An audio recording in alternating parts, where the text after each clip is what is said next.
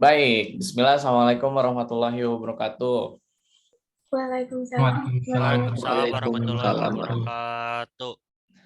Sip, selamat pagi semuanya. Senang sekali pagi ini bisa ketemu lagi di kuliah kita pagi ini.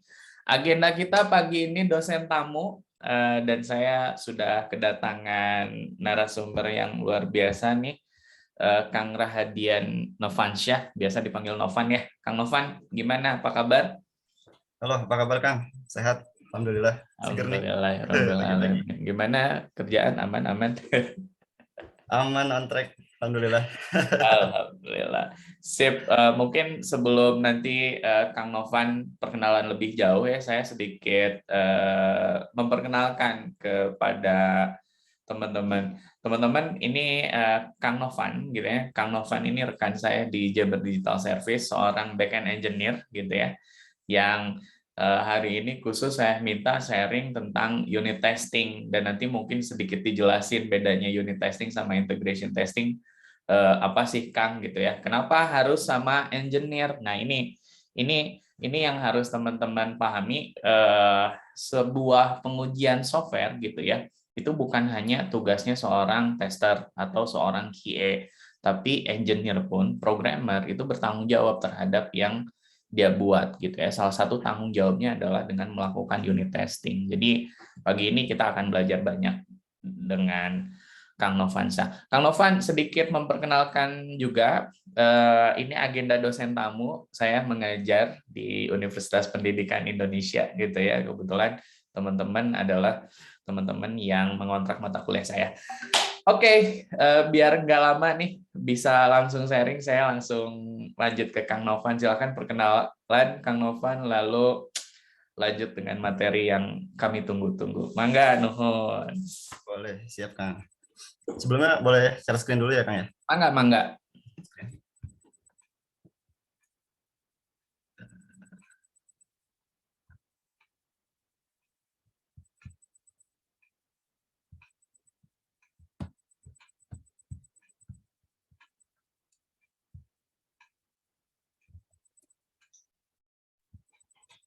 Apa screen-nya udah ada? Kang? Sudah. Mantap. Ya.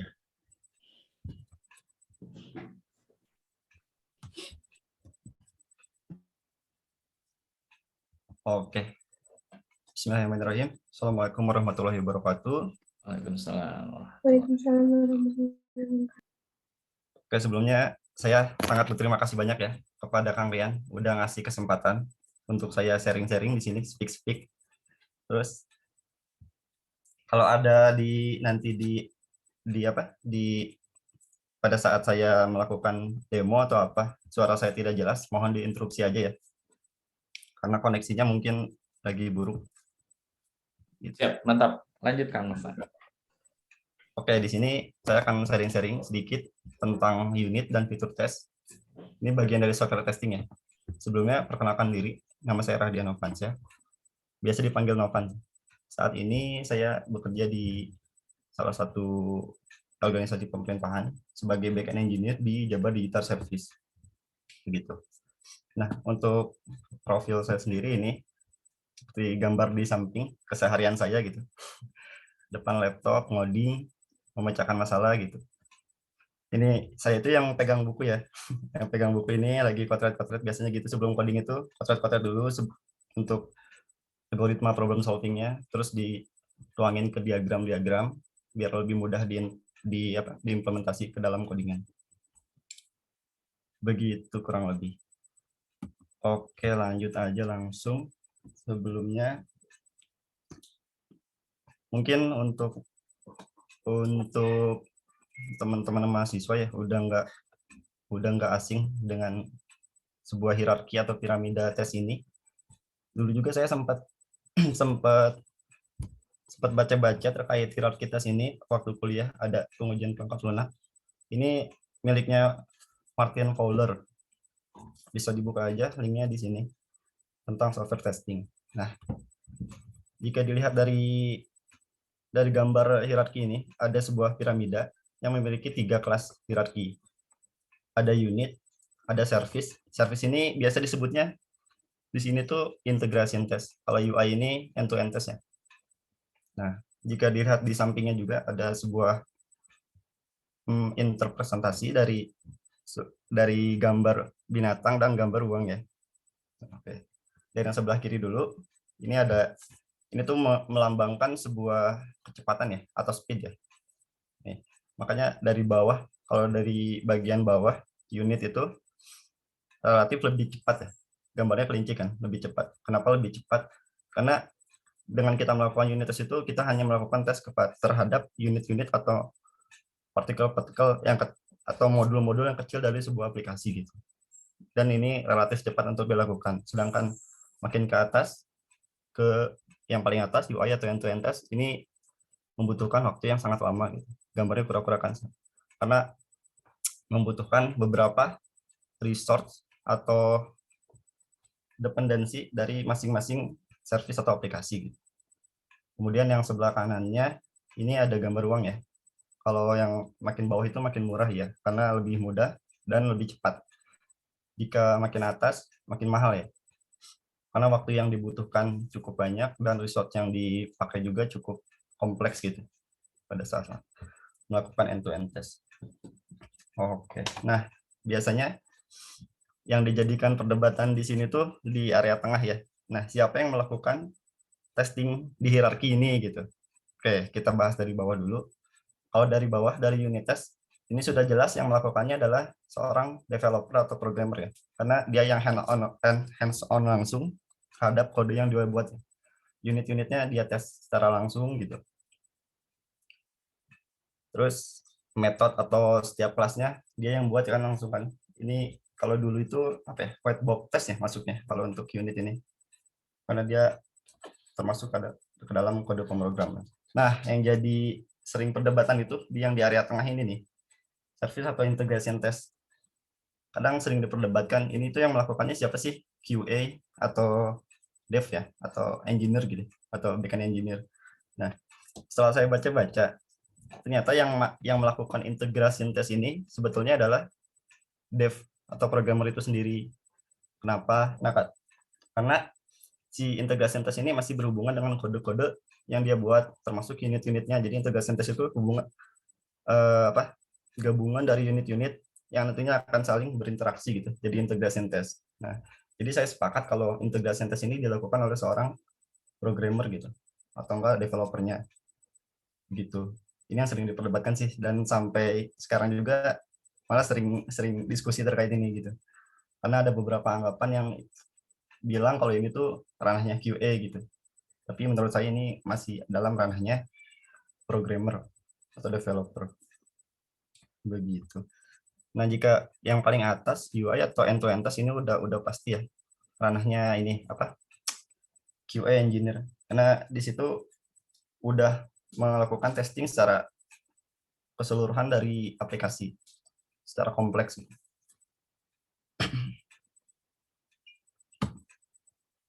Lalu ini saya buat ilustrasi sedikit ya terkait implementasi piramida test tadi. Ini ada satu sistem, ada 2 service gitu. Yang saya bedakan itu dari bordernya ya, ilustrasi sederhananya. Nah, kita mulai dulu dari dari yang paling kecil, dari yang border berwarna hijau. Ini nih, kotak-kotak ini merupakan unit test. Nah, di dalam unit test ini kan ada kotak yang ini tuh yang membungkus gitu. Nah, itu tuh sebuah service atau fitur gitu. Nah, kenapa unit testnya ada 3? Ini saya hanya contoh ya. Sebetulnya unit test itu tergantung ke kompleksitasan dari sebuah service gitu, fitur. Bisa jadi di sini unit testnya ada 3, atau bisa jadi kalau fiturnya hanya sederhana hanya 1 ya. Atau bisa jadi karena fiturnya kompleks bisa jadi 10 unit testnya. Gitu. Ini untuk unit test itu lingkupnya di sini. Terus kalau integration test, nah ini bedanya yang tadi.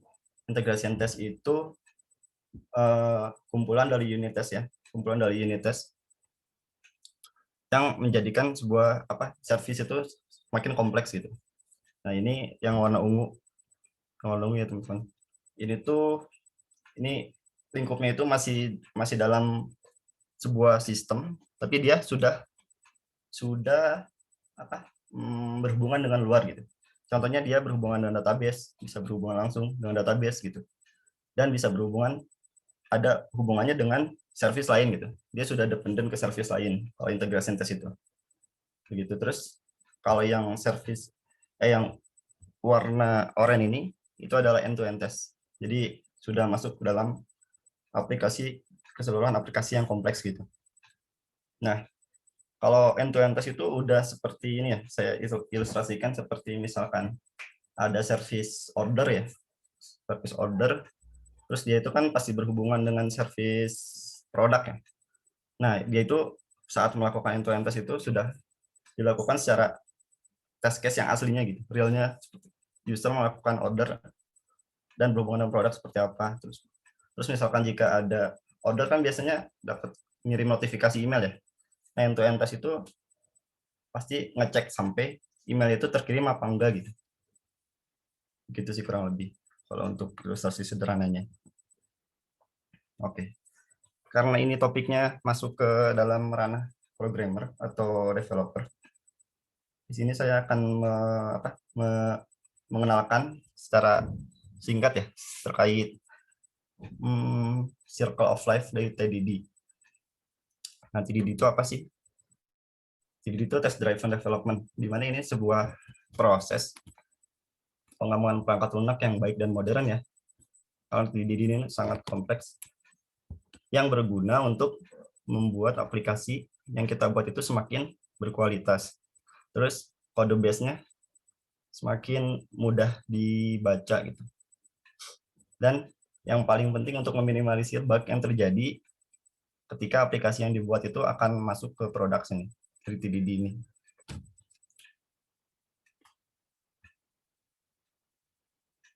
Oke, terus lanjut. Nah, benefit dari TDD ini yang tadi cukup banyak dan cukup penting sih TDD ini. Yang pertama, prosesnya itu membuat kita menemukan bug secara lebih awal ya. Sebelum si aplikasi kita yang kita develop itu berada di production, dia ini lebih aware untuk kita ketika ada bug yang akan terjadi gitu. Jadi sebelum user ada yang report bug, dengan TDD ini kita sudah tahu bug yang akan terjadi seperti apa gitu. Itu yang pertama, prosesnya. Terus yang kedua, membantu developer ya, dan juga membantu developer dan programmer untuk dapat mengetahui secara menyeluruh ya kode yang dibuatnya. Dan juga terawat ya, karena proses TDD ini sering dilakukan dengan kita menyentuh kode-kode lama gitu. Jadi baca-baca lagi kode-kode lama gitu. Terus jika ada yang kurang pasti dioptimasi atau direfaktor gitu. Itu yang kedua, membantu juga developer. Nah, yang ketiga, membantu dokumentasi project. Jadi dengan adanya TDD ini, jika ada programmer baru atau orang baru masuk untuk gabung gitu, sangat membantu programmer tersebut dalam melakukan adaptasi terhadap aplikasi yang sedang dibuat. Nah, tapi ada concern juga kan, kita tidak afdal gitu. Ada kelebihan tapi nggak ada kekurangannya, pasti ada kekurangannya kan. Kekurangannya yang pasti menambah waktu pada saat proses development ya, karena developer atau programmer pasti nge-spend waktu yang lebih kan untuk nulis kode testingnya lagi gitu. Nah, terus yang keduanya ada jika kodenya berubah maka semuanya juga harus berubah. Nah, ini salah satu effort juga, tapi ini untuk menjaga konsistensi kode yang dibuat gitu.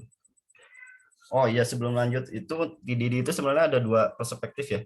Idealnya itu TDD itu dilakukan sebelum aplikasi kita buat ya. Contoh kita mau bikin fungsi atau fitur kalkulator misalnya.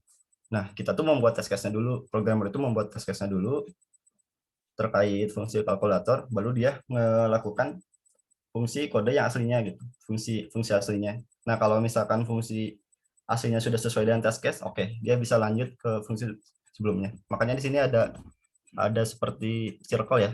Jika tesnya fail, maka dia terus muter sampai tesnya pass gitu. Melakukan kode sesuai test case-nya. Terus yang kedua, TDD ini karena masih cukup jarang dan beberapa hanya software host yang atau tim yang bagus yang melakukannya. TDD ini biasanya dilakukan saat aplikasinya sudah terbuat. Jadi saat aplikasinya sudah ada, kita bisa aja melakukan TDD. Jadi TDD itu nggak hanya dilakukan sebelum kita membuat fungsi, tapi TDD itu bisa dilakukan terhadap kode yang udah ada sebelumnya gitu. Nah, fungsinya apa? Fungsinya untuk melakukan optimasi kode terhadap aplikasi yang udah dibuat gitu.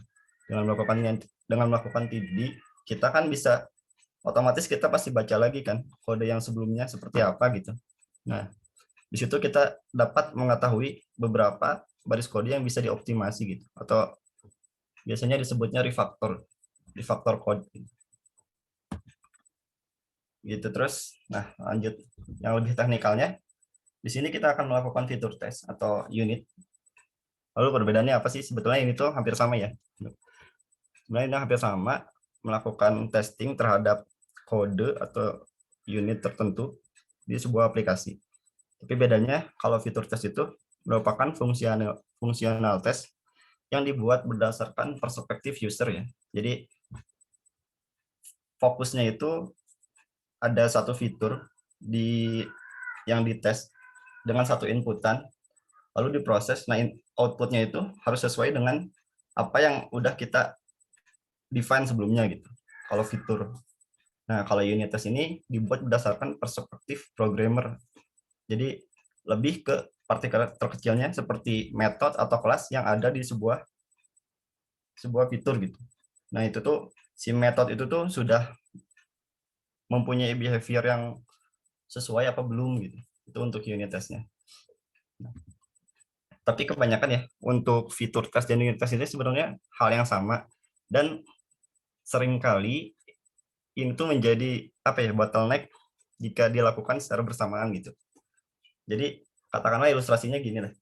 Misalnya ada satu fitur A. Satu fitur A ini bisa tercover oleh satu unit test, satu fitur test maksudnya. Nah, tapi satu fitur A ini bisa di cover dengan 5 unit test. Jadi kan better kalau programmer itu lebih milih yang effortnya less tapi dampaknya tetap sama ya. Jadi biasanya lakukan fitur test karena udah tercover satu fitur itu gitu. Nah, untuk nanti testingnya kita akan menggunakan PHP unit testing tools-nya. Nah, kebetulan yang project yang akan kita testing itu saya sudah menyiapkan satu buah aplikasi sederhana sih, menggunakan PHP ya, terus memakai framework Laravel versi 7 dan dibantu dengan package Xdebug. Xdebug itu untuk membantu developer melakukan debugging, dan nanti juga Xdebug ini membantu kita untuk melakukan visualisasi testing yang kita jalankan ini sudah benar apa belum gitu. Nanti ada visualisasinya. Xdebug ini sangat membantu sih. Tapi untuk testing tools-nya PHP unit. Ini untuk PHP udah jelas ya. PHP testing framework. Oke, sebelum lanjut ke demo langsung, ada pertanyaan dulu atau apa gitu yang belum jelas? Apa langsung aja demo ini? Boleh langsung demo dulu. Demo aja. Novan, nanti kita tanya jawab setelah demo ya. Boleh Kang. Oke, kita lanjut. Nah, barangkali yang mau ikut demo boleh siapkan aja dulu kode editornya. Terus bebas ya, boleh Sublime. Dulu kuliah masih zamannya Sublime sih. Boleh Sublime atau Visual Studio Code. Saya pakai Visual Studio Code sekarang karena pluginnya cukup banyak sih dibanding Sublime. Kalau dulu saya pakai NetBeans Code Lobster. Oh iya. Gak tahu ngalamin gak tuh, Novan? Pernah. Dreamweaver juga pernah itu dulu. Nah, saya paling anti Dreamweaver waktu itu. Benar juga Dreamweaver, Kang. Asik. Lanjut. Di sini pakai Visual Studio Code ya. Terus kalau belum install PHP unitnya boleh. Ini ada di sini linknya. Kalau di apa? Masuk ke dokumentasinya di sini. Mungkin yang mau coba langsung boleh. Installnya juga cukup mudah kok. Terus Xdebug ada di sini. Ini saya. Boleh. Cukup mudah juga ini. Ada Linux, ada Windows. Nah, ada Mac juga. Mana ya? Kok nggak ada Mac? Oh, ini. Ini Xdebug-nya. Tergantung OS teman-teman. Terus, nah ini kalau mau coba langsung boleh di-clone reponya. Ini repo saya buat dulu waktu bootcamp JDS. Boleh di-clone aja langsung jika ingin coba. Oke, kalau semua itu udah, kita bisa langsung demo sih.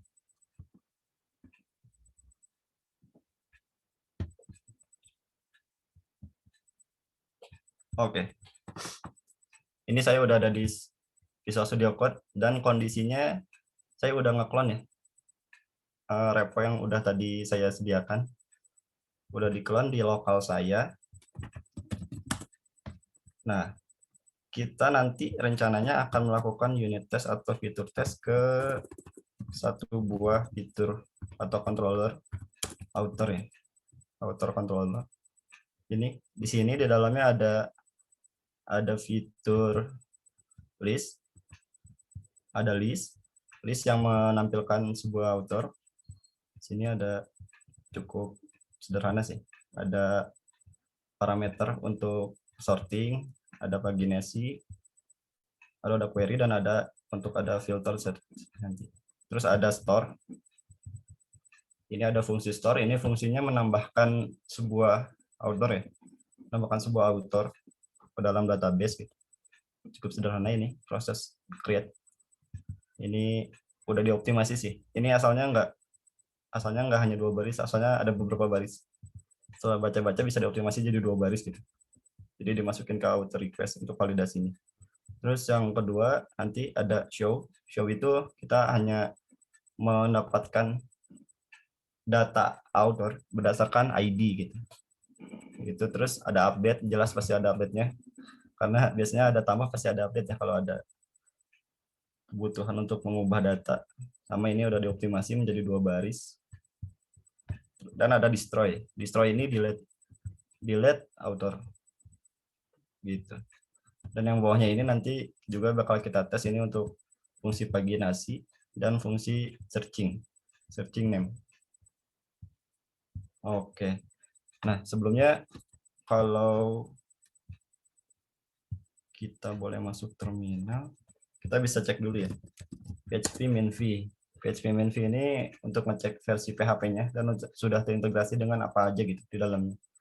Di sini kebetulan udah Xdebug-nya udah saya install juga biar mempercepat. Saya menggunakan PHP 7 ya. Nah, yang pertama ini Project Laravel secara default ini Project Laravel ini sudah menyediakan kita sebuah folder bernama testing, bernama tes. Nah, di dalamnya ada fitur dan unit, fitur test dan unit test. Nah, ini defaultnya ada 2 ya. Sebenarnya kalau hanya 2 ini kita sudah bisa coba menjalankan sih testingnya.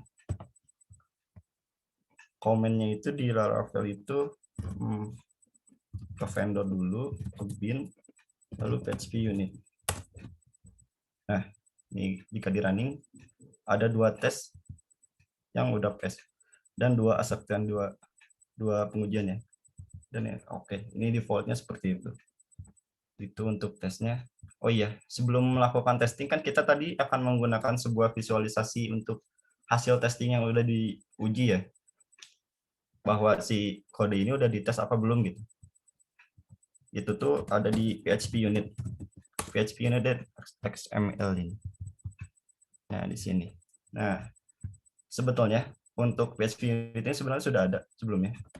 Tapi saya hanya menambahkan 2 kode ini sih. Yang saya komen ini adalah kode yang saya tambahkan ya. Ini fungsinya nanti untuk mengenerate aplikasi kita terhadap testing yang sudah dilakukan. Nih, logging. Jadi idenya itu,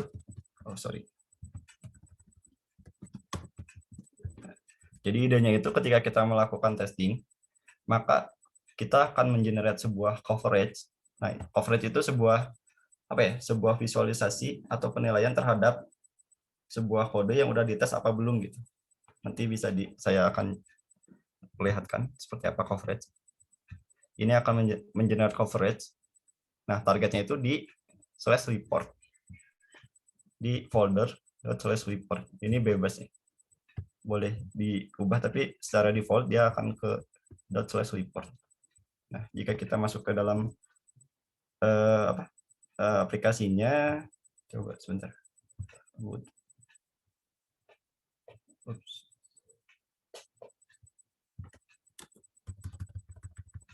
Ini ya, indeks. Kita bisa akses saja langsung indeksnya.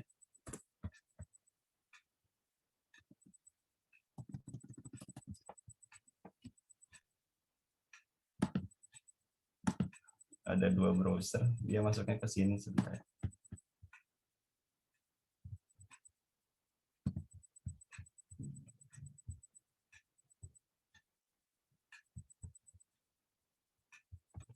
Nah, ini sebuah coverage yang tadi saya coba running ya. Keluarannya seperti ini. Masih pada merah ya. Nah, nanti saya targetnya itu outdoor ya, outdoor controller. Ini tandanya masih merah, berarti dia belum tersentuh sama sekali dari testing yang dibuat gitu. Karena testingnya kan belum dibuat ya. Begitu. Ini ada tadi sesuai metode yang ada di controllernya, udah otomatis. Oke, lanjut aja langsung kita buat sebuah testingnya di folder ini, folder test. Nah, karena Laravel itu punya sebuah artisan, kita cukup melakukan komen seperti ini, make test hot.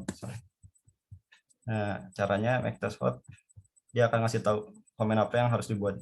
Make test option, langsung aja name-nya.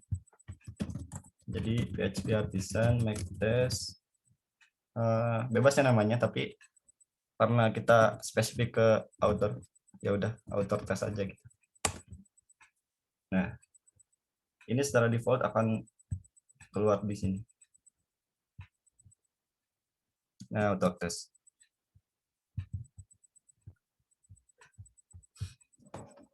Saat di generate, kita sudah dikasih satu buah contoh fungsi testing, test example yang dia melakukan testing terhadap API dengan slash aja gitu. Slash ini home di sini. Default slashnya. Ini bisa kita coba tes juga langsung. Vendor bin. Nah, jika kita lihat di sini, tesnya sebenarnya sekarang udah nambah 3 ya.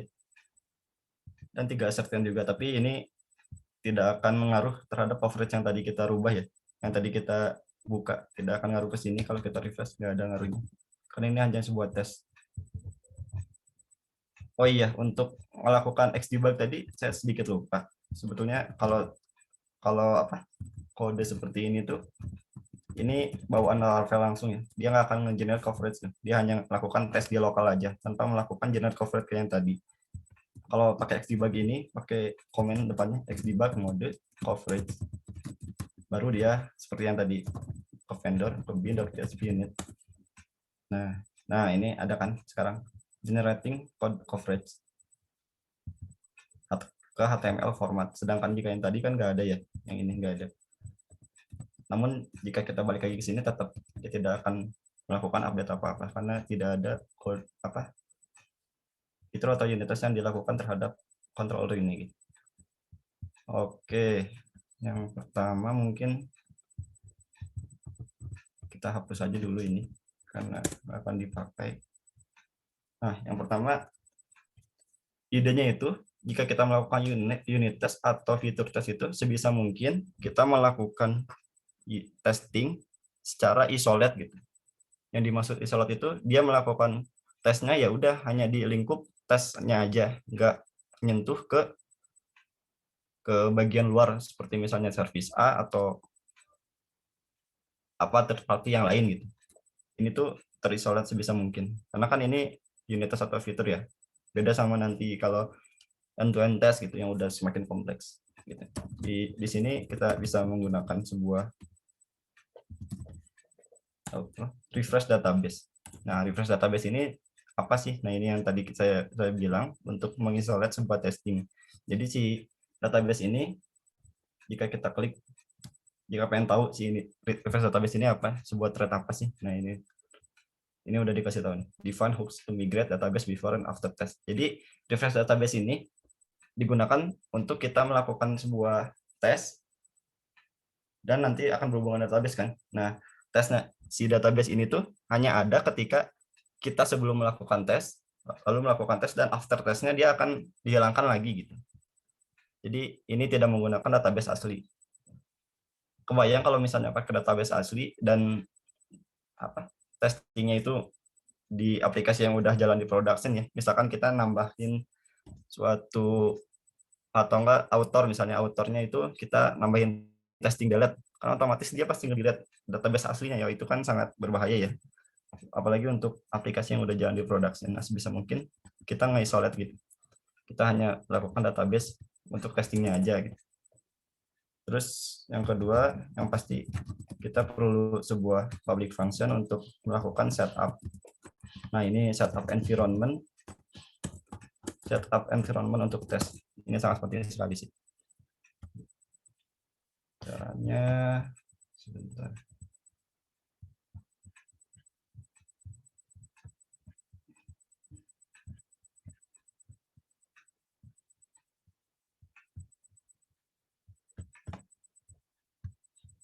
Setup.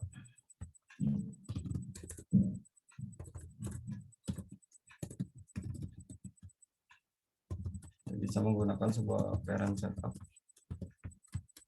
Nih, kita lihat kalau di sini ada sebuah setup. Dan kalau kita klik di sini udah jelas dikasih tahu ya, Pak. Ini tuh bawaan Laravel-nya. Udah dikasih tahu dalamnya untuk setup the test environment. Jadi ini untuk melakukan test environment di aplikasi ini. Terus ini yang kedua, ketika kita udah menyediakan apa setup untuk test environment. Nah, apalagi yang biasanya dibutuhkan saat melakukan testing. Biasanya melakukan testing itu membutuhkan sebuah data bohongan ya. Udah jelas kan bukan dari database, sebuah data bohongan, terus sebuah user yang mengakses, karena nanti kan kita akan ada melakukan hit endpoint ya. Hit endpoint itu kan pasti dilakukan oleh user ya. Jadi kita melakukan sebuah simulasi user. Dan yang ketiga membuat sebuah bank data gitu. Bank data untuk melakukan tes. Misalnya kan tes indeks itu butuh ada data yang ditampilin. Jadi bagusnya itu kita menampilkan data yang udah ada gitu, tapi menggunakan bank data itu. Nah, di sini kita buat sebuah komen provide mocking data misalnya. Tadi yang pertama kita membutuhkan user ya. User. Nah, user ini kita bisa buat menggunakan sebuah factory ya kalau di Laravel itu. Laravel nih. User, langsung klik aja modelnya, dia akan otomatis ke generate di atasnya model user, dependensinya udah masuk, terus tinggal dibuat factory, baru create. Nah, dengan seperti ini cara membuat sebuah factory user maksudnya. Tapi di sini butuh lagi kan atribut usernya apa aja gitu, nggak mungkin hanya abstrak usernya itu. Nah, untuk atribut usernya kita bisa lihat aja langsung ke modelnya dulu, ke model user.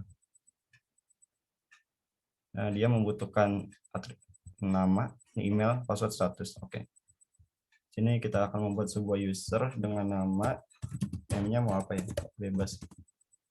Misalnya Emil Smithrow. Terus emailnya Smithrow. Ini bebas ya untuk lakukan simulasi aja. passwordnya secret. Terus tadi ada apa lagi?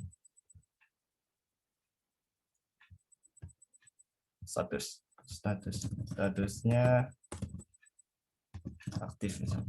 Nah, ini kita dengan membuat gini kita udah menyediakan satu buah user yang nanti akan melakukan testingnya. Untuk ngecek secara langsungnya boleh kita coba nanti buat sebuah public function, misalnya test index author. Nah, di sini kita bisa daidam. Daidam ini untuk melakukan mencetak keluaran apa yang dikeluarkan dari debugging kodenya. Tergantung ya, kalau di PHP ada DD, kalau di JavaScript ada console log, kalau di Golang ada print line. Ini kita DD si usernya ya, this user. Nah, ini bisa coba kita running. Jangan dulu pakai Xdebug ya. Untuk debugging masih bisa pakai vendor biar cepat. Nah, ini seharusnya sebuah user yang dibuat tadi ada di sini harusnya. Mana? Ah, ini nih. Ya udah ada ya. Jadi si user ini udah ada di environment testing ini. Name-nya smithrow@gmail.com, secretnya. Nah, jadi kita sudah membuat satu buah user yang nanti akan melakukan testing. Kemudian apalagi yang kita butuhkan? Yang kita butuhkan, kita lihat dulu aja ke controllernya. Nanti kita dari index dulu. Yang kita butuhkan selanjutnya adalah sebuah mocking untuk data untuk author ya. Author ini aja, author dummy yang buat nanti ditampilkan saat melakukan list index. Author dari model author kan. Model author ini kita bisa langsung enter aja. Ini otomatis ada di atas dependensi modelnya. Sama factory create. Nah, create-nya ini berbeda dengan user kan. Karena dia hanya butuh sebuah nama aja. Ya udah, berarti di sini memang hanya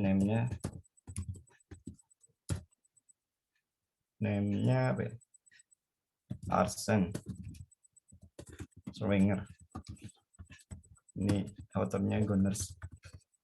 Nah, kita bisa coba cek langsung aja di sini autornya.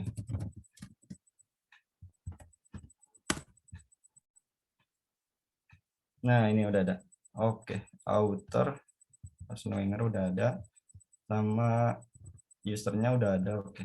Nah, selanjutnya apa? Selanjutnya kita tinggal melakukan testing terhadap fitur ini ya, indeksnya ya. Nah, biar lebih mudah, biasanya saya melakukan split kode gini, biar nggak bolak-balik. Nah, gini terus terminalnya kita boleh ke bawah kan. Ininya kita Ctrl B. Nah, jadi lebih enak untuk melakukan testingnya, lebih besar space-nya. Oke.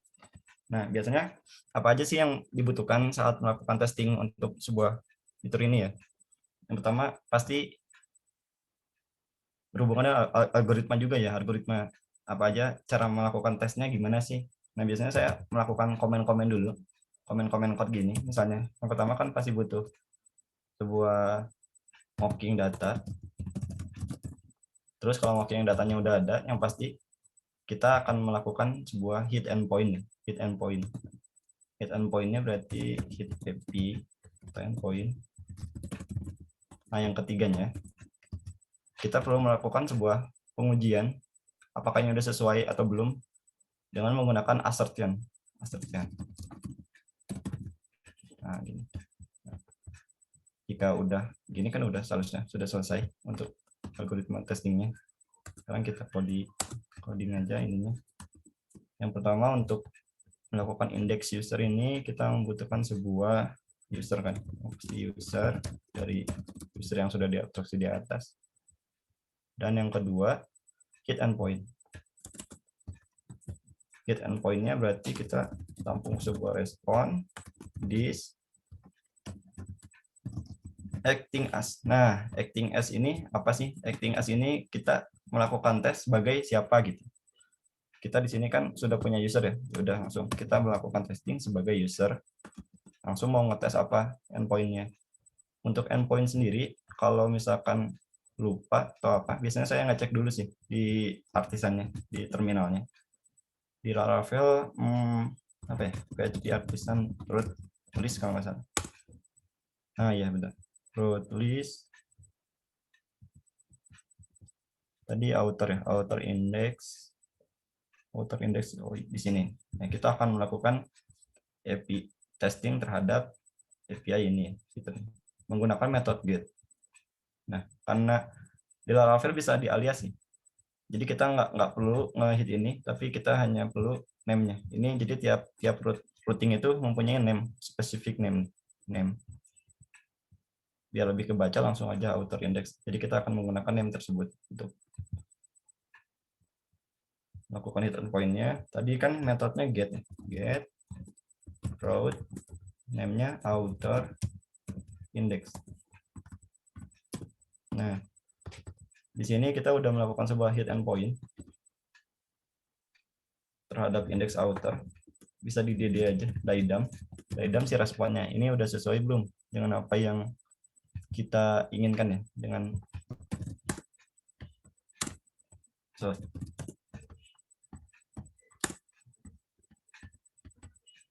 vendor PHP unit. Nah, oke, di daidam. Seharusnya data yang muncul di atas ini adalah data yang udah kita tadi mocking ya, yang Arsene Wenger ini ya. Seharusnya. Kita cek datanya ada nggak.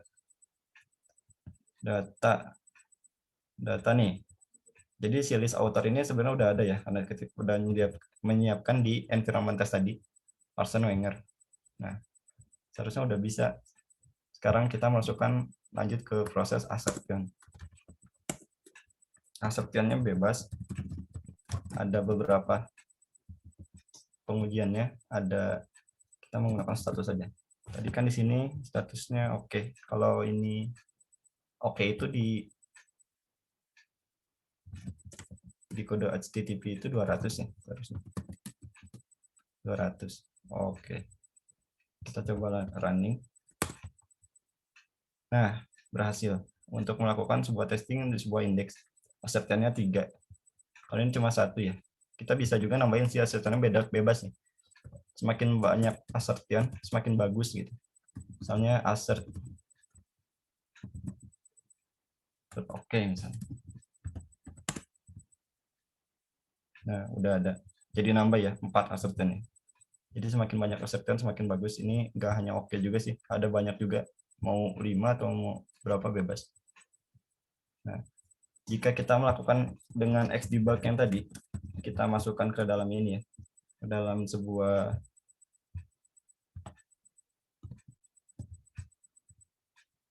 coverage. Nah, idenya nanti kita akan mengisi ini pakai Xdebug mode coverage, terus vendor in PHP unit. Nah, dia di-generating ke kode coverage-nya yang tadi. Nah, di sini. Jika kita refresh, seharusnya si indeks ini sudah tercover oleh tes kan. Kita refresh saja. Nah, jika kita lihat indeks ini udah hijau ya. Udah hijau, nilai coverage juga bertambah. Kita lihat ke bawah nih. Semua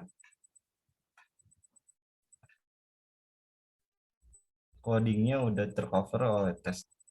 Beda sama store atau yang show di bawah. Masih merah ya. Ini udah tercover oleh tes dengan kode seperti ini. Gitu. Sebenarnya ini sebuah optimasi sih. Lihat dulu itu saya bikin kode tes itu di setiap testing indeks atau apa saya selalu buat ini gitu.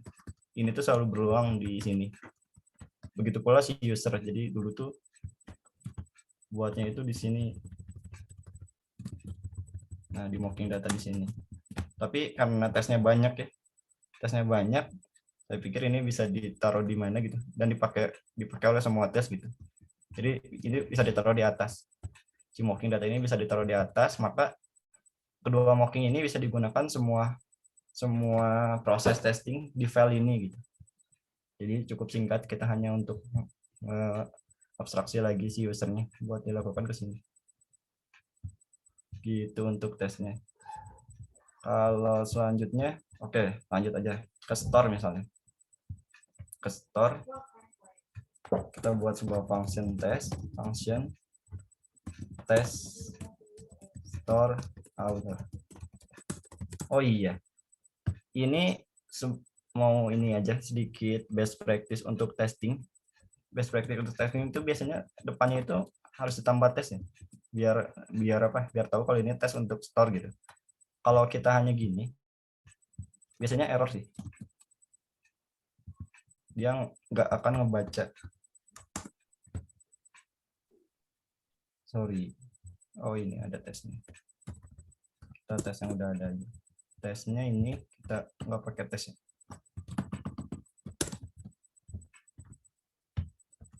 Sender.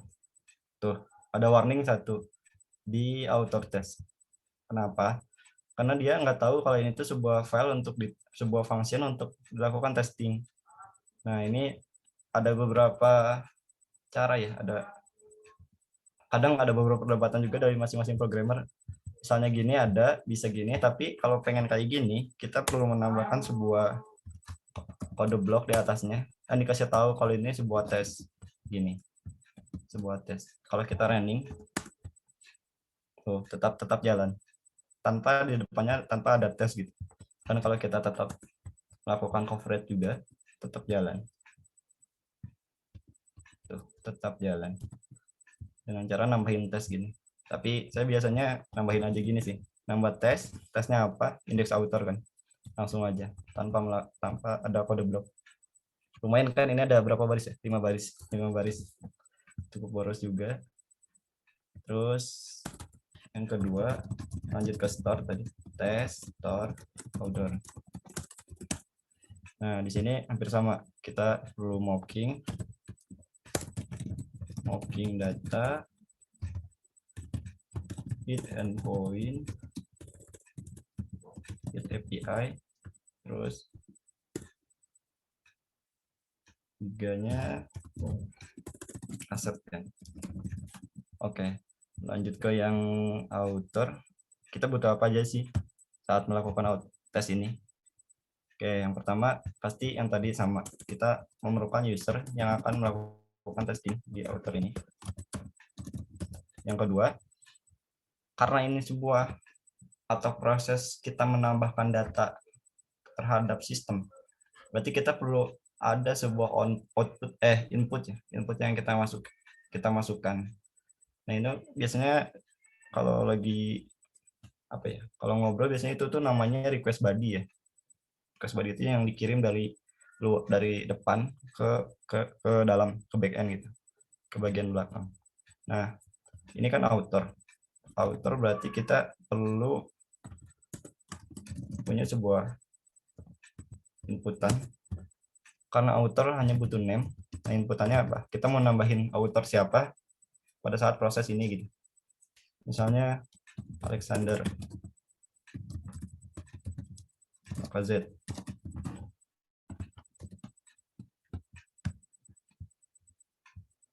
Nah, kita udah menyiapkan user dan data yang akan kita input ke dalam testing story ini. Oke, langsung aja respon. Sama disacting. Kita berlaku sebagai user. Dan coba endpoint-nya bisa kita lakukan lagi, artisan route list. Artisan route list, kita cari outer post. Nah, ini API outer, kita pakai outer store, metodenya post.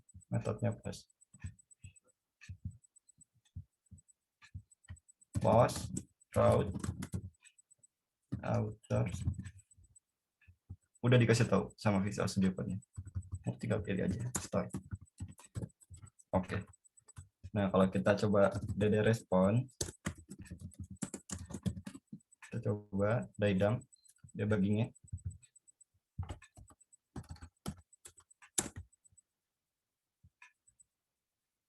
Wow, ini apa ya?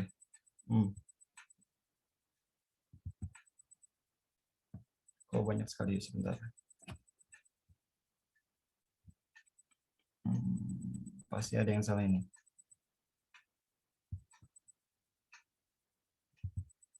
Routing, binding, coba. Kita scroll cari penyebabnya.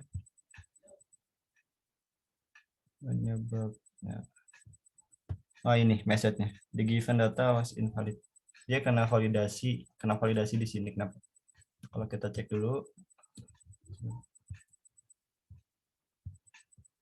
validasinya name. Oh, name-nya. Name-nya required tidak ada.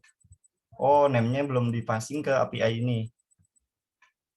Oh, oke, saya lupa. Name-nya seharusnya kita taruh di sini ya. Data.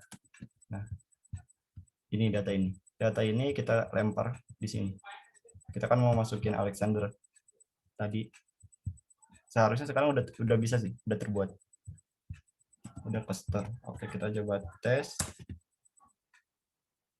Nah, udah bisa. Sekarang kita membuat sebuah author baru. Namanya sesuai Alexander KZ. UID-nya kita buat start. Oke, nah kalau udah gini tinggal aja diasertkan. Udah sesuai test case-nya, response, assert, statusnya itu kalau created itu 201 kalau nggak salah. 201 sama coba assert tambah created. Harusnya ada created. Kalau kita coba running, nah alhamdulillah bisa ya, tetap 201. Jadi si test store ini seharusnya sudah tercover. Si fungsi ini seharusnya sudah tercover oleh testing. Kita bisa cek langsung ke coverage-nya. Di sini kita refresh, harusnya store ini udah warna hijau ya. Nah, store-nya udah warna hijau sekarang. Artinya dia udah tercover oleh sebuah testing. Begitu. Oke, selanjutnya. Oh iya, best practice-nya itu kalau kita melakukan kode HTTP kayak gini kan cukup, kalau di kalangan programmer cukup oke ya. Tapi kalau untuk orang awam yang baca 200 itu apa sih? Nggak tahu kan. Jadi biasanya kita ada sebuah package yang untuk membantu membaca kode responnya itu apa. 200 berarti HTTP oke. Kalau 201 berarti respon HTTP created. Nah, kalau kita running seharusnya nggak ada masalah karena ini sama. Kalau kita masukin juga masuk ke dalam HTTP created sama, dia abstraksi dari kode 201. Sedangkan HTTP oke dari 200. Kalau kita balik lagi ke sini nggak ada masalah. Oke, terus selanjutnya kita lanjut ke show. Ke show ini, kalau show cukup mudah ya, hampir sama kayak yang tadi, yang index. Index test show outer. Sama aja langsung kita butuh mocking data. Hit endpoint atau API. Sama aja biar konsisten aja. Hit endpoint sama setian. Nah, untuk perilakunya hampir sama sekali karena kita udah tahu kan tadi this user.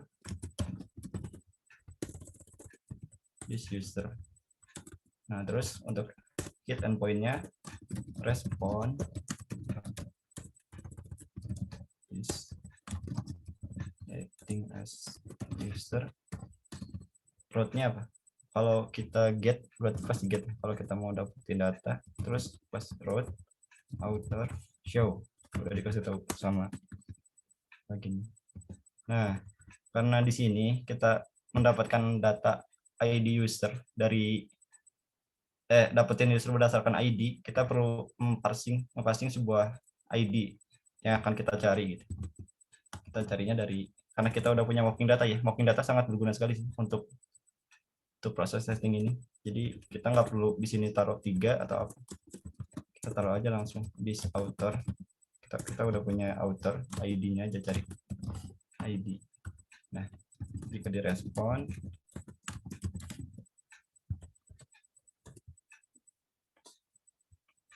ketemu deh ID dengan nama Arsene Wenger, karena di sini ada Arsene Wenger tesnya.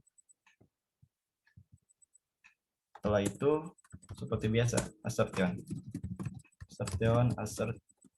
assertnya status HTTP, kalau ketemu itu 200 ya. Respon HTTP oke.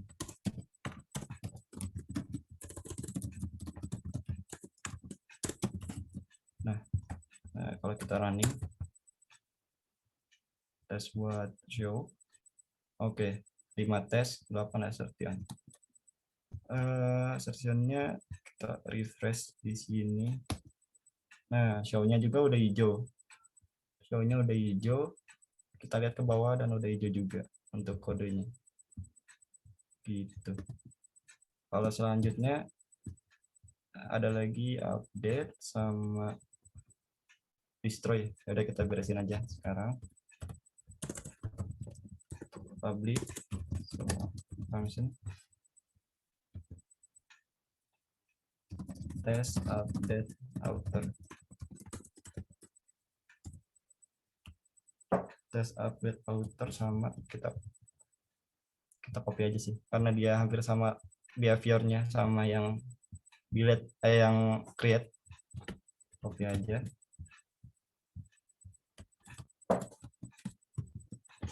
Sini. Nah, mocking datanya kita akan ubah ke nama apa misalnya?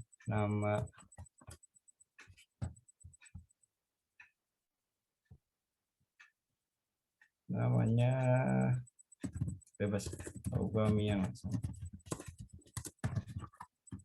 Kita akan ubah sebuah author menjadi nama Aubameyang. Di sini root-nya juga pasti berubah. Authors update.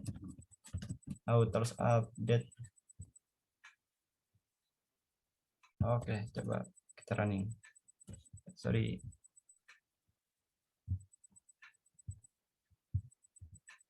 Karena update dia nggak create ya. Beda update sama created itu setahu saya beda. Harusnya 200. Coba kalau di sini harusnya error sih. Itu kan error. Errornya apa nih? Root. Ininya nggak sesuai sama, dia kurang ini. Karena proses update itu prosesnya kan membutuhkan dulu ini ya. Usernya yang mana gitu. Kita nunjuk usernya yang mana, baru kita update kan. Nah, di sini tuh kurang sebuah parameter. Di sini. This author ID. ID-nya yang mana? Sama ininya put ya. Untuk update itu put, pakai put. Ini metode REST API put. Nah, kalau kita coba tes, sekarang responnya kita ganti ke seharusnya HTTP oke. Bawahnya juga.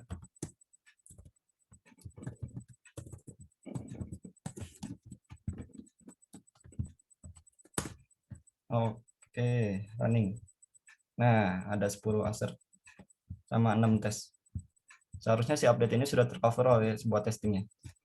Kalau kita refresh di coverage-nya, nah, update-nya udah hijau. Dan si kualitas kode di atas ini bakal menambah. Mungkin nambah ya. Tinggal ada 3 lagi. Barangkali di sini ada yang suka ngoding juga. Ngoding PHP. Boleh dibantu 3 lagi. Ayo, siapa yang bisa ngoding HP? Nih, tinggal yang destroy. Destroy seharusnya mudah nih. destroy.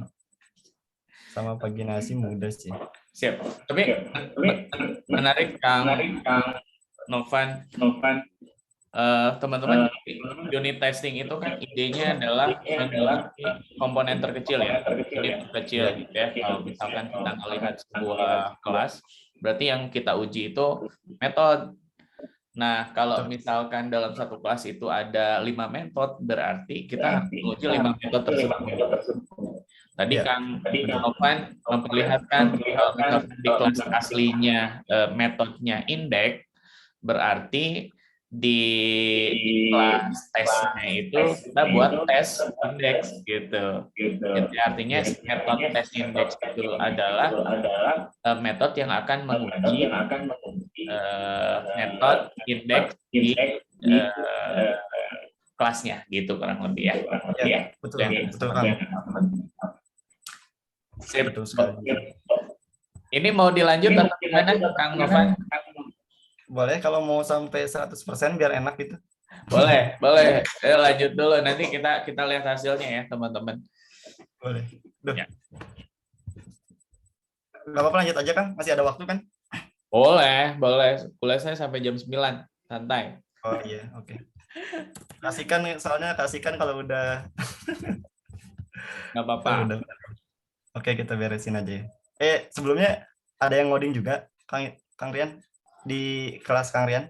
Siap. Atau Mostly yang ikut mata kuliah software testing, ini background-nya teman-teman yang seneng ngoding. Ada Robi, mostly tapi di mobile ya. Mungkin nanti cerita kalau mobile native Java biasanya kalau di PHP kan ada PHP Unit teman-teman. Kalau Java itu ada JUnit gitu ya. Atau bisa pakai Selenium mungkin. Bisa pakai Selenium untuk tools lainnya. Gitu. Ada teman-teman yang lain yang ngoding, cuma nggak spesifik ini Kang Novan. Teman-teman nggak spesifik ngoding. Oh ini website gitu ya, mobile gitu ya. Mostly mereka berdasarkan interestnya masing-masing. Oke. Gitu. Oke deh. Sip. Boleh lanjut dulu Kang Novan sebelum nanti kita tanya jawab ya. Siap Kang. Boleh. Oke, kita lanjut ke destroy. Seharusnya lebih cepat sekarang karena polanya udah dapet kan dari atas. Destroy. Sorry, ada tesnya. Tes auto destroy. Nah, karena destroy ini idenya itu sama kan, seperti kita mendapatkan ID, get by ID yang show. Jadi cara cepatnya kita tinggal copy aja. Yang show-nya. Nah, kita punya user, tinggal kita rubah aja ini. Bentar, destroy itu delete ya, berarti metodenya delete, autorsnya plus authors, functionnya destroy ID. Nah ini terus kita coba testing, kita running dulu, kita generate lagi code-nya. Ada error nggak? Oke, nggak ada. Kita lanjut. Destroy, refresh. Nah, destroy-nya udah hijau. Nah, tinggal sisanya ini, sisanya yang merah-merah ini nih. Sisanya merah-merah ini kenapa dia nggak ke-hit gitu? Yang pertama paginasinya kenapa nggak ke-hit? Terus yang kedua request name-nya. Request name itu filter ya. Filternya kenapa nggak ke-hit?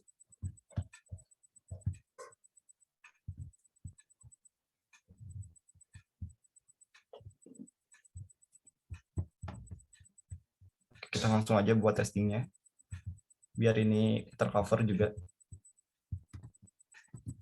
Kita buat sebuah testingnya itu masuknya ke dalam sebuah indeks ya,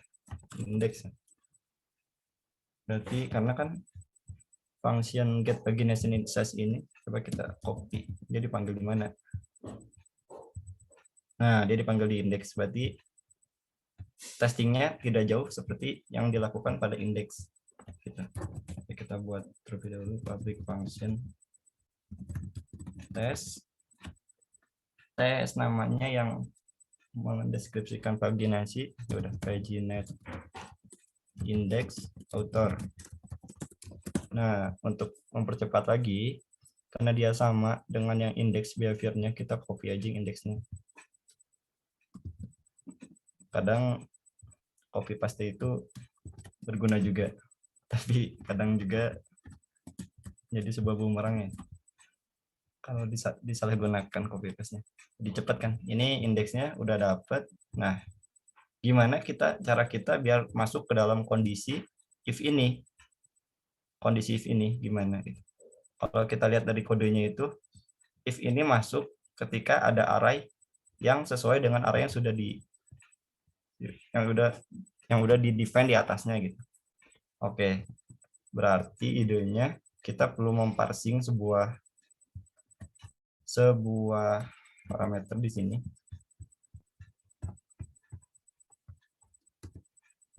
Nah, di sini kita masukin sebuah per page. Sorry, ini per page atau apa ya?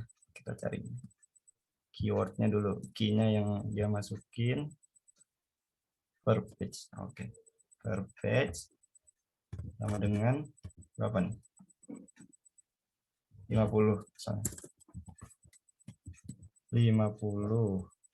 Oke, coba sekarang kita running. Seharusnya ada ini, ada apa? Per page-nya dari respon di atas.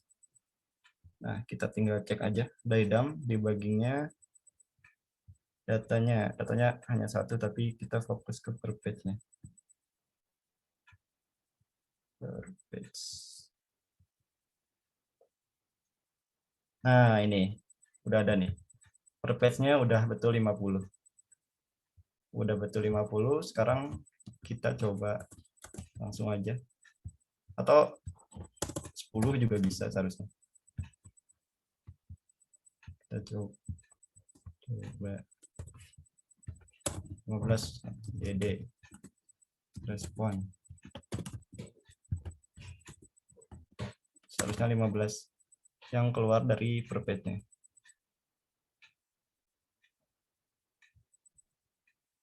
10. Oh, 10. Kalau gitu berarti tinggal sesuaikan output dari test case-nya ini. Oh iya, karena dia nggak ada dalam ini, dia nggak akan nge-return 10, masuk ke dalam kondisi else. Jadi kita dulu tuh ada di define-nya, paginasinya ada di 20, 50, 100, sama 500. Jadi 500 juga bisa seharusnya. Ini cuma tes aja.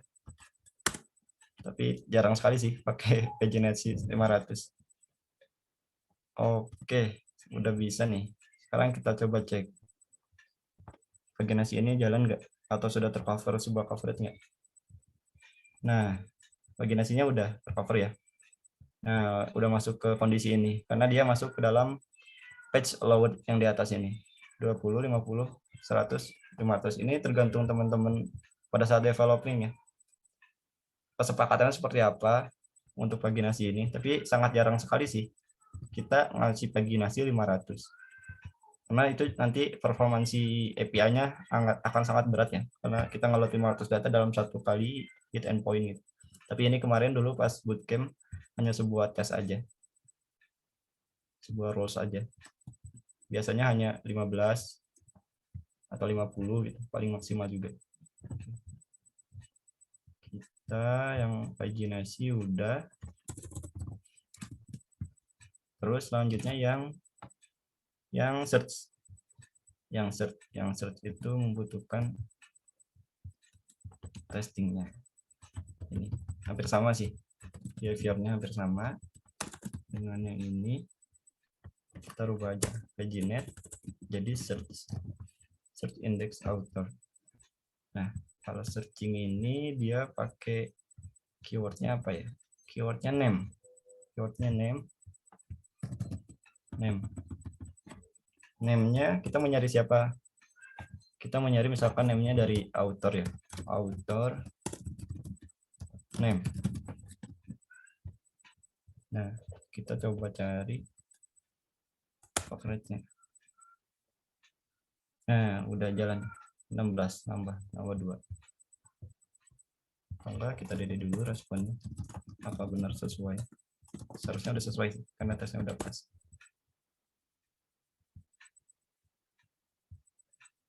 Oke, udah ketemu.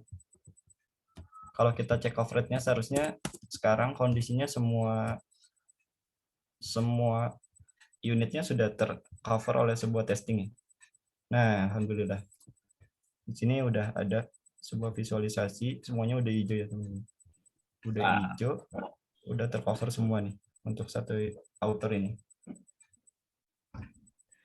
Begitu kalau untuk technical testingnya yang dulu saya pernah coba pakai di PHP.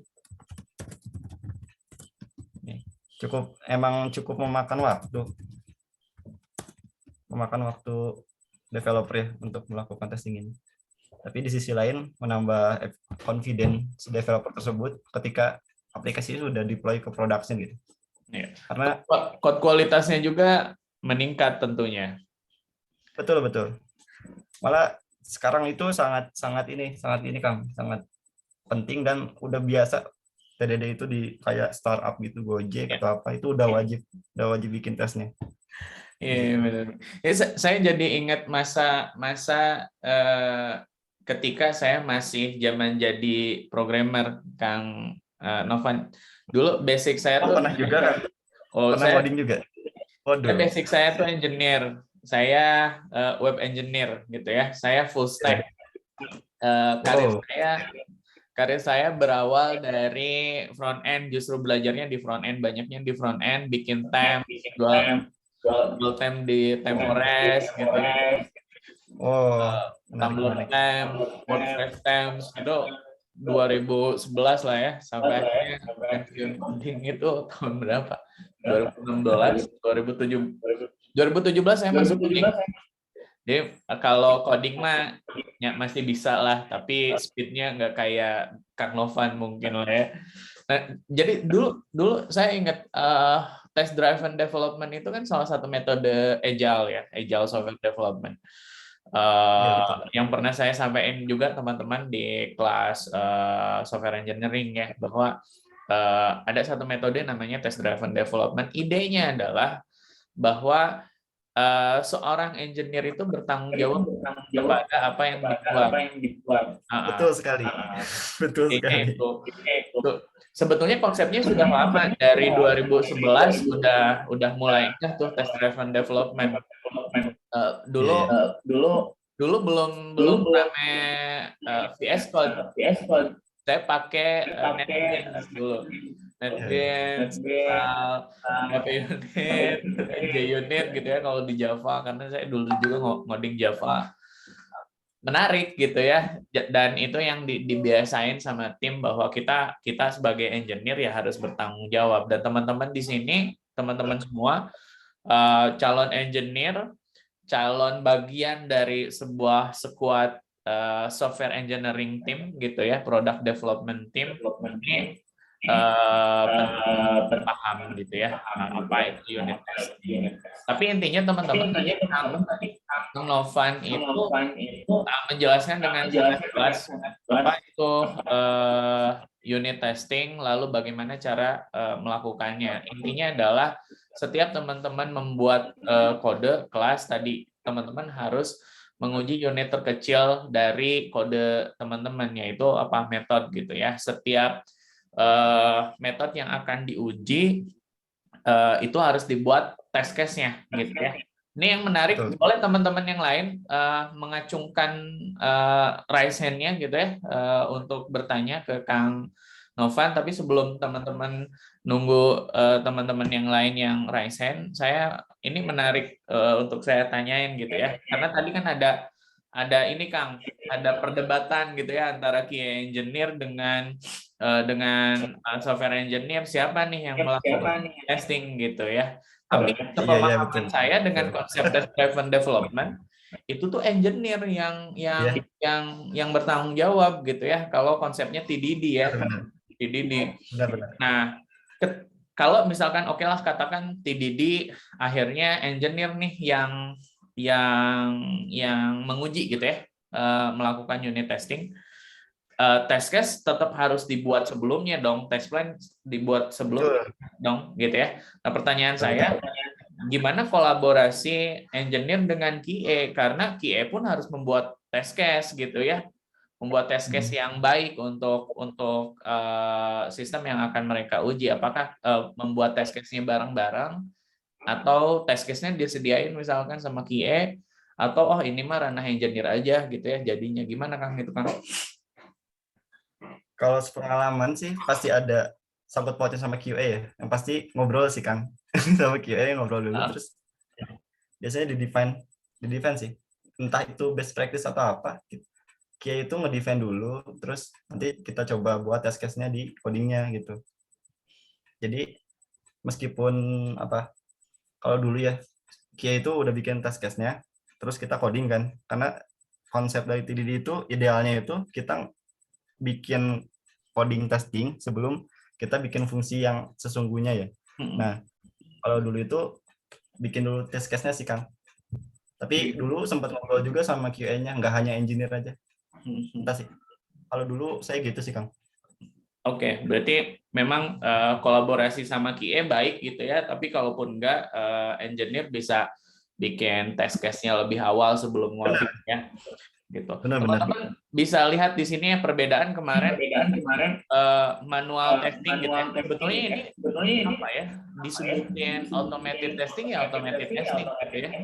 Cuma bukan automated testing yang pengujian yang fungsional gitu ya. Nah, ini automated testing, functional testing. Tadi Kang kan saya highlight unit testing ini masuknya black box karena dia pengujian yang nguji fungsional gitu ya. Fungsional walaupun pengujiannya yang dilakukan oleh mesin dan test case-nya dibuat dummy gitu ya. Teman-teman bisa ngelihat banget kalau misalkan kemarin kita melakukan manual testing, itu kita nguji manual gitu ya, satu-satu per fitur gitu ya, inputan dan lain sebagainya. Tapi di unit testing, data test itu teman-teman oke, siapa emailnya, namanya dan lain sebagainya. Gitu ya. Oke, ada pertanyaan kah dari teman-teman yang lain? Oh, tadi saya mau meluruskan Kang. Boleh. Tadi yang Kang Rian terkait TDD itu emang betul itu ranahnya engineer banget ya. Ranahnya engineer banget. Tapi waktu itu tuh kenapa saya ada QA-nya, saya coba nge-confirm aja test case-nya apakah seperti ini. Tapi sebetulnya itu ranah engineer sih. Betul. Ya. Ranah engineer. Konfirmasi aja sih dulu ke QA untuk test case-nya. Sepakat. Begitu. Ya, sepakat karena kalau TDD mah kan itu saya mah balik lagi ke konsep bahwa ketika melakukan test driven development, idenya adalah engineer itu bertanggung jawab terhadap apa yang mereka buat. Jadi ini ranahnya engineer. Oke, ada yang mau bertanya kah? Boleh raise hand. Biasanya Agus atau Robi nih rajin banget ngacung. Aku izin minum dulu Kang. Boleh, silakan. Oke, sebelum ada pertanyaan dari rekan-rekan yang lain, ini saya aja dulu deh ya. Ini menarik kan tadi Kang Novan bilang kadang dilema ya mau unit testing atau service testing gitu ya, karena biasanya kan kalau nguji service atau fitur secara keseluruhan itu satu dapat semua gitu ya, tapi kalau unit testing harus satu-satu gitu ya, emang cenderung lebih lama, tapi dari sisi hasil saya pikir worth it dengan yang dihasilkan, karena ya sebagai engineer, teman-teman sebagai engineer ya, kita itu harus paham dan menjaga kualitas dari kode yang kita buat gitu ya. Belum nanti ada code quality-nya di assess lagi gitu ya, ini udah sebaik apa dan lain sebagainya gitu ya. Nah, saya mau tanya Kang, saya mau tanya kapan sih sebaiknya kita melakukan pilihannya, oh oke, ini mah langsung service testing aja deh gitu ya, atau oh ini mah unit testing dulu gitu, atau mending unit testing dulu baru service testing gitu. Oke, Robi udah ngacung tapi boleh dijawab dulu pertanyaan saya Kang. Oh, oke. Boleh ya. Ya. Kalau pengalaman saya jadi backend engineer ya, karena fokusnya pengen cepet atau less effort ya, tapi dampaknya tetap sama gitu. Biasanya tipsnya itu kita melakukan dulu fitur test atau service test yang tadi. Nah, udah dilakukan service test, nanti kan ada coverage yang tadi ya Kang. Nah, jika ada satu unit yang belum tersentuh dan tidak bisa tersentuh oleh service atau fitur test, baru saya melakukan unit test di situ. Itu Kang. Kalau saya tipsnya sampai sekarang gitu sih. Jadi nggak bikin unit test dulu, karena unit test dulu kan pasti banyak kan.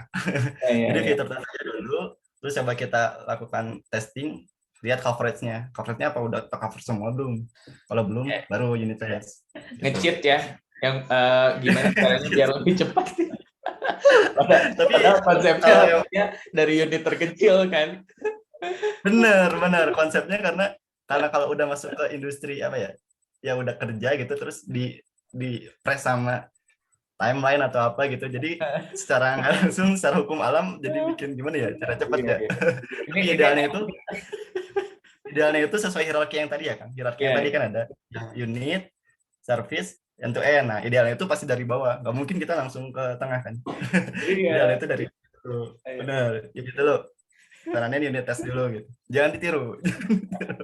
Iya, tapi jadi di garis bawah ya teman-teman. Jadi konsepnya adalah pengujian itu harus diuji dari unit terkecil. Cuma balik lagi nih, ketika di situasi yang berbeda gitu ya, teman-teman bisa membedakan apakah ini urgent, santai dan lain sebagainya. Maka pengambilan keputusan ada di teman-teman nih. Kalau misalkan teman-teman punya waktu yang sangat ideal, saya pikir seharusnya dilakukan unit testing. Unit testing, betul Kang. Fitur testing. Sip, saya sebetulnya pengen nyajiin tadi hasil visual dari hasil unit testingnya, tapi ada pertanyaan kayaknya dari Robi. Bi, mangga Bi, ada yang mau ditanyakan? Baik, terima kasih Pak sudah dipersilakan. Sebelumnya terima kasih juga untuk Kang Novan untuk demonya tadi testing di PHP. Ini pertama kali saya tahu unit testing di PHP dan menarik dan dapat ilmu baru gitu.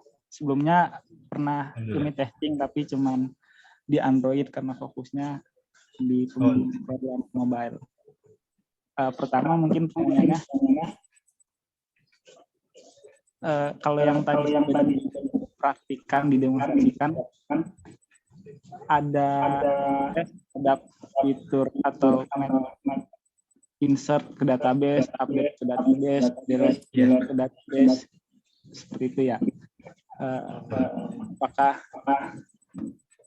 hal tersebut memang umum dilakukan, karena saya unit testing di mobile biasanya cuma ngambil data dari database terus nyesuaiin dengan data dummy yang ada gitu. Kalau insert, update, delete-nya masih belum pernah. Dan yang tadi dilakukan itu apakah berhubungan langsung dengan database utama, jadi data yang kita inputkan atau yang di-delete itu benar ke database utama atau ke database mockup, database yang dibuatkan yang selanjutnya. Terus terkait kalau dulu waktu di Android ngetesnya tuh di view model sama di repository-nya. Kan barusan kalau yang PHP yang diuji di controllernya. Nah, ada juga nggak sih Kang untuk nguji di modelnya atau kan tadi barusan di controller doang. Mungkin Oh, siap. oke siap Terima Kang. kasih konselnya. Oke siap. Terima kasih pertanyaannya. Sungguh menarik. Yang pertama, berarti ada 2 pertanyaan ya Kang tadi kan. Untuk yang pertama itu, ini tuh testing ini sebetulnya nyentuh database asli atau enggak gitu. Nah, balik lagi ke tadi yang awal saya sebutkan bahwa sebisa mungkin unit test itu mengisolat dirinya sendiri gitu. Jadi dia tidak berhubungan dengan database secara langsung ataupun service kan. Belum dalam maknanya unit test gitu. Dia itu biasanya pakai yang tadi, yang ini. Kita menggunakan sebuah thread di mana si thread ini berfungsinya dia digunainnya database-nya itu ada ketika unit testnya sebelum unit testnya dijalankan, terus unit testnya dijalankan, dan ketika sudah beres kita melakukan unit test, dia akan nge-close lagi connection-nya gitu. Nih, kalau bisa kita lihat langsung, nih, di sini ada kan tadi, the database before and after each test. Nah, jadi secara nggak langsung, dia ini tidak menyentuh database asli. Karena kalau menyentuh database asli itu sangat tidak disarankan dan sangat riskan sekali ya. Apalagi si aplikasinya udah jalan di production gitu. Terus kita melakukan test destroy kayak tadi. Test destroy terus katakanlah kita ngacak author ID-nya berapa. Tapi ada author yang ke-delete, wah itu sangat bahaya gitu. Database production-nya kehapus juga gitu, sangat bahaya. Jadi kalau ini enggak sih. Ini isolate sih Kang. Ini masih isolate di hanya database untuk lingkup setup testing ini aja gitu. Itu untuk pertanyaan yang pertama, mungkin terjawab ya Kang. Terus Cukup sedikit terjawab. Berarti tidak perlu ada mock-up atau gimana gitu, mocking ke database-nya ya, atau di dalam tes yang oh belum sih. Kalau di sini masih pakai thread yang tadi cukup sih Kang. Kalau di PHP.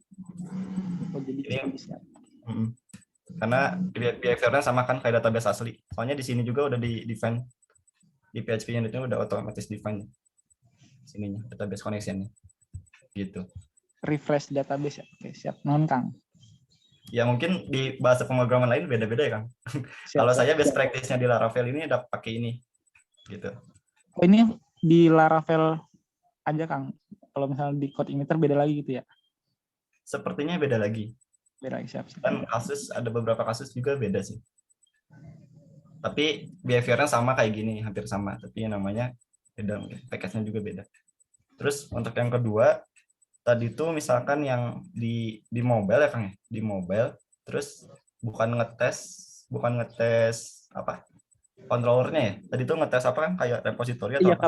kalau di mobile tuh ngetesnya ke view model sama di repository. View model tuh isinya sama kayak controller mungkin yang berhubungan dengan metodenya. Terus kalau repository itu yang berhubungan ke database-nya langsung. Nah, berarti kalau di sini kan controller sama modelnya. Benar. Oke. Kalau ini cukup relate sama yang saat ini sedang saya kerjakan ya di Java Digital Service. Jadi saya sedang nge-develop sebuah aplikasi pakai Golang ya, pakai Golang, terus arsitekturnya clean arsitektur. Nah, clean arsitektur itu kan diubah jadi 4 layer ya. Ada repository, ada use case, ada domain, terus ada juga deliver atau handler. Nah, mungkin case-nya sama. Karena yang di Golang itu bentuknya ada repository. Nah, idenya itu kita nge-mocking repository-nya, Kang. Kita nge-mocking repository-nya atau use case-nya kita mocking, baru nanti kita bikin test case-nya, file test case-nya menggunakan file mocking repository itu. Gitu. Nah, biasanya untuk menghemat optimasi waktunya ya, kan kita misalnya bikin repository user misalnya, repository user. Nah, biasanya ada package atau library yang membantu kita untuk nge-generate mocking repository tersebut yang jadi kita nggak perlu bikin repository-nya itu dari awal gitu, from scratch gitu. Kan jadi 2 kali kan kita bikin repository ini, kita ngoding lagi tesnya. Nah, kalau untuk kasus yang itu ada library-nya, nge-mocking dulu repository-nya, baru kita bikin test case yang nembak repository itu, mocking repository. Jadi test case-nya itu nggak nembak langsung ke repository asli, karena kan bahaya kalau repository asli mesti nyambung ke database asli. Nah ini tuh nembak ke mocking repositorinya, di mana mocking repository itu behaviornya hampir sama dengan repository yang asli, gitu kan? Kalau untuk di PHP berarti cukup unit testing di controller aja ya, Kang? Karena ini kasusnya CRUD ya, CRUD biasa, cukup di sini Oh sih. iya. Tapi kalau nanti ada sebuah butuh, misalkan nanti ada kasus katakanlah pengiriman SMS gitu, kita bikin service mock-nya juga untuk service SMS itu gitu kan pasti kuncinya ada di mocking sih. Bisa mungkin nggak pakai service atau itu asli tapi pakai mocking gitu kan. Kalau yang kasus yang tadi yang kedua ya hampir sama soalnya sama yang saat ini ke repository gitu kan. Ada pertanyaan lagi mungkin ada yang belum jelas? Masih belum sebenarnya mungkin. Tapi untuk pertanyaan yang ini misal kalau yang show data atau yang delete data kan acting as user terus datanya dikirim berupa array si usernya ya atau mocking usernya. Itu kita nggak nunjukin ID-nya ID berapa ya Kang? Yang untuk kasus yang mana? Yang delete apa yang? Iya delete atau insert. Delete atau show? Delete ya, karena insert nggak butuh ID kan ya. Kalau show, ini kan di sini kan? Gitu ya. Di sini. Oh iya, soalnya saya lihat di source code yang di GitHub-nya masih belum. Oh, outer gini ya, masih outer Masih gini di ya. outer. Nah, Iya. si Laravel itu udah pinter, pasti dapat ID-nya juga sebetulnya kalau gitu. Oh. Coba kita running aja ya langsung. Di sini running, misalkan tesnya show outer. Oh ya, bisa juga di sini kita kalau mau spesifik file ya, biar nggak semua gitu. Kan ini makan memori juga kalau semua banyak. Bisa juga langsung ke gini, ke tesnya ke terus outer ya, outer test. Nah, ini bakal ngetes filenya ini aja. Kalau misalkan fungsinya aja pakai filter di sini kan. Filter. Sorry, salah copy. Test show outer.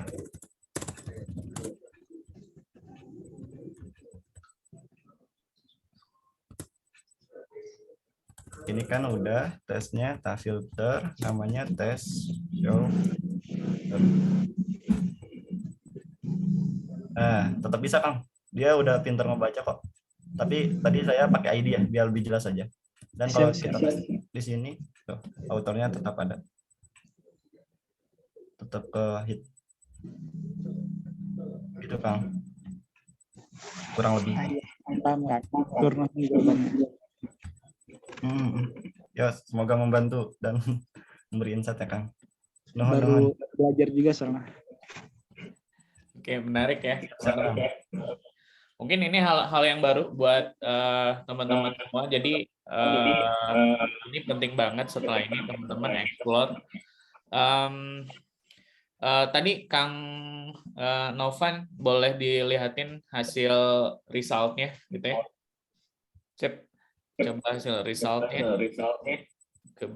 Nah, teman-teman, unit test dikatakan selesai ketika secara visual code coverage-nya udah hijau semua, udah 100%. Artinya kalau di konsep TDD, teman-teman nggak bisa ngelanjutin si kode ini ke tahap selanjutnya, bahkan ke production kalau misalkan masih merah, gitu ya. Jadi penting banget teman-teman bisa lihat ini, gitu. Sip, ada pertanyaan lain kah dari teman-teman yang lain? Boleh saya mau sharing dikit sih Kang. Dulu tuh pernah juga kalau yang sebelumnya pernah kerja di sebuah organisasi itu tuh ada rules ya. Kita nggak boleh upload production atau up production ketika si total coverage-nya ini di bawah 80%. Dulu ada rules kayak gitu. Iya. Dan kan cukup strict juga sih dulu. 80% itu kan cukup ini ya. Kalau kemarin di JDS udah masuk OKR juga, tapi 50% dulu katanya. Tapi nanti bisa nyusul. Bagusnya sih kita 80% langsung aja semua. Dan sekarang juga alhamdulillah di JDS udah di IT Dev khususnya udah terbiasa melakukan unit test. Jadi bikin fungsi, bikin tesnya juga, bikin fungsi, bikin tesnya juga. Jadi udah jadi sebuah kebiasaan dan udah jadi bukan sebuah beban gitu. Jadi udah nggak lihat coverage lagi karena tiap bikin fungsi udah jadi tesnya. Jadi otomatis 100% sih bisa sih kalau sekarang karena udah dibiasain gitu. Kalau dulu mentor saya tuh strict, jadi setiap saya bikin sebuah metode, sebuah kelas, maka saya harus langsung mengujinya gitu ya. Jadi mostly push production gitu ya, atau di merge gitu ya. Itu tuh udah harus lolos tes case. Strict banget gitu. Benar kan? Wajib banget itu. Tapi ujungnya adalah disepakati teman-teman mau seperti apa gitu. Oke, tadi Agus Raisen, mangga Agus. Ya, terima kasih Pak. Perkenalkan, saya Agus Mujib Prasetyo. Menarik ya, saya juga beberapa kali gitu menyimak tentang pengujian testing melalui YouTube gitu. Cuman ini best practice-nya langsung dari ahlinya gitu. Nah, yang ingin saya tanyakan, kalau dilihat tadi kan banyak modul atau unit yang dites ya. Nah, ketika production atau pada tahap rilis, apakah kode tes ini disertakan, dibiarkan begitu saja, atau nantinya dihapus? Gitu, Kang Novan. Oh, oke. Ini pertanyaannya bagus banget, menarik juga. Jadi, saat kita naik production ini, tes ini, kapan sih di-runningnya gitu?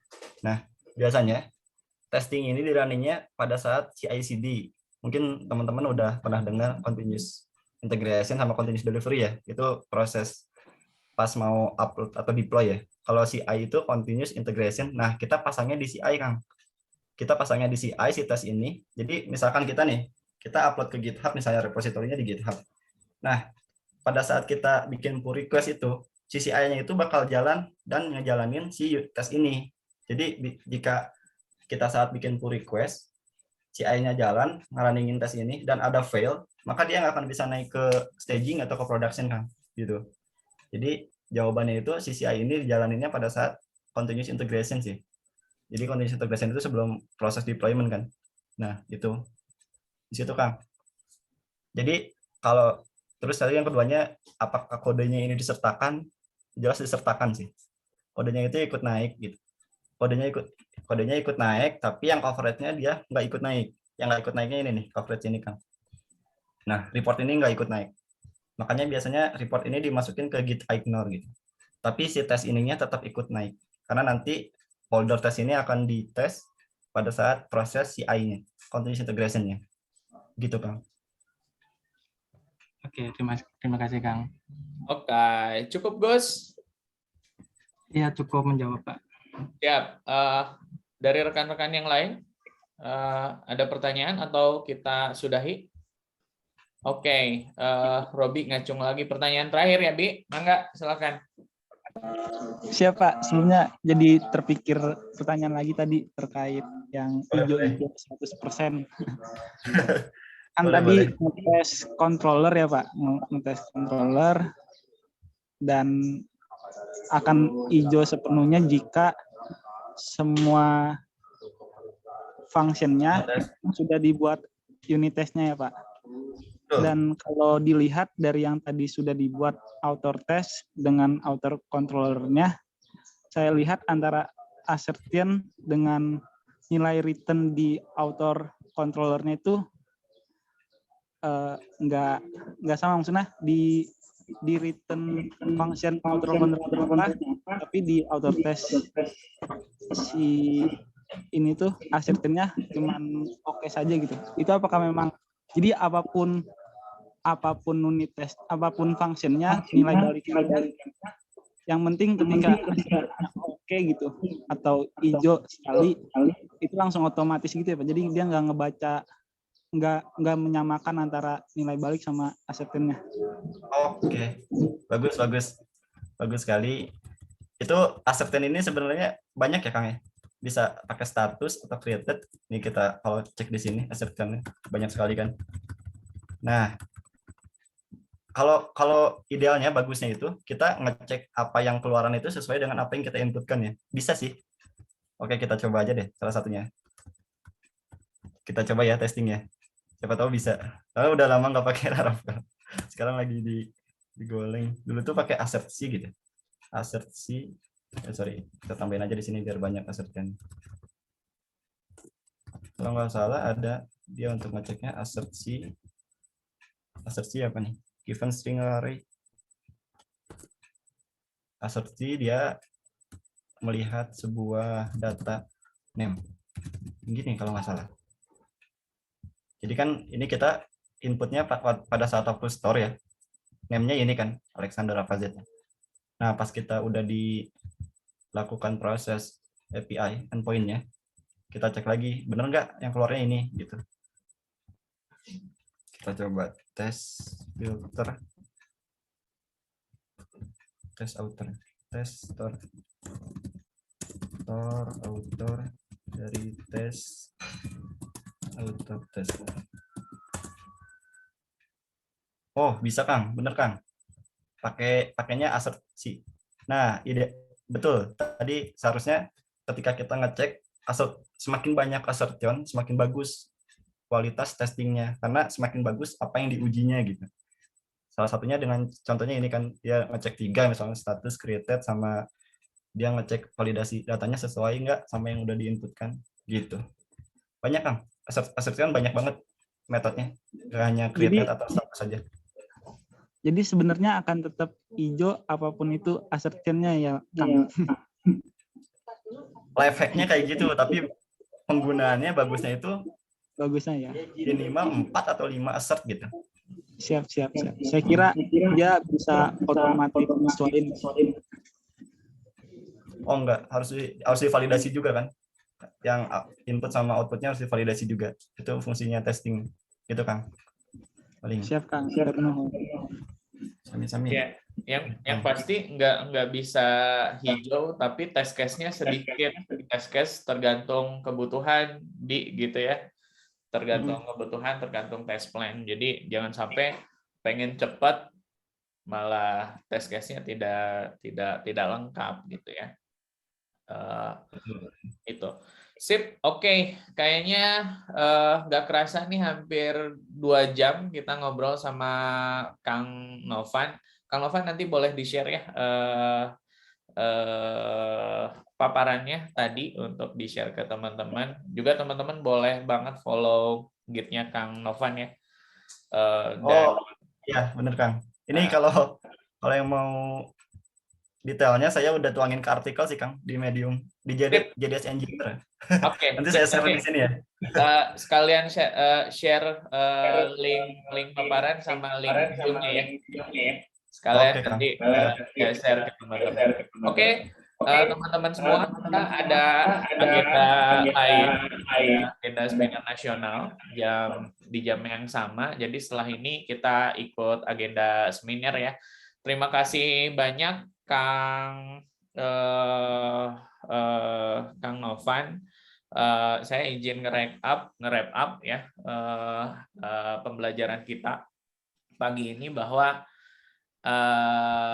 sebelum coding itu tadi Kang Novan cerita bahwa sebaiknya seorang engineer itu ngotret dulu, karena kalau nggak ngotret, nggak bikin algoritma sederhana gitu ya, baik visual dalam bentuk diagram dan lain sebagainya, maka akan bingung. Kalau tadi teman-teman ikutin gitu ya, bikin test pun Kang Novan bikin dulu gitu ya, di komen, oh ini hit, oh ini apa, lalu bikin satu-satu gitu ya. Itu